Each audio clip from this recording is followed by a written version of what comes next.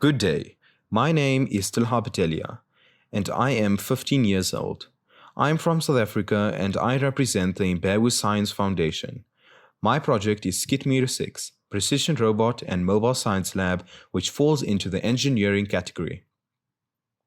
This robot was 100% designed by me using Fusion 360. I 3D printed all the parts in PLA, TPE, and PETG except for the mechanical and electronic parts. Even the wheels were designed and 3D printed using a flexible filament.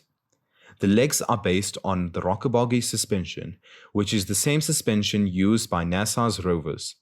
The robot aims to be used in the following environments: search and rescue, archaeological sites, design and architecture, agriculture, and as a medical bot.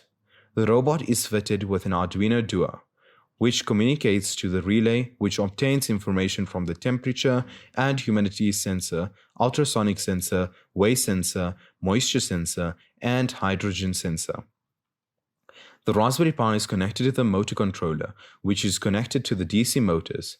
The Raspberry Pi is also connected to the IR object detection sensor and the servo driver, which is then connected to the steering mechanism and the reach arm. The communication to the robot is working off LoRa technology, built for long-range communication, which in turn is connected to my laptop through a communication box which I designed, 3D printed, and built. This helps me to communicate with the robot through a radius of 10 kilometers in range in open air. The Raspberry Pi is also connected to the SDR, software-defined radio, which receives radio frequencies. The GPS and onboard camera also is connected to the Raspberry Pi. The batteries on the robot were built by myself using recycled 18650 cells.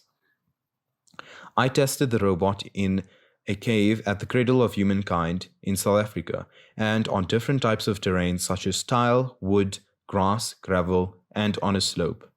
Please feel free to contact me should you require any further information.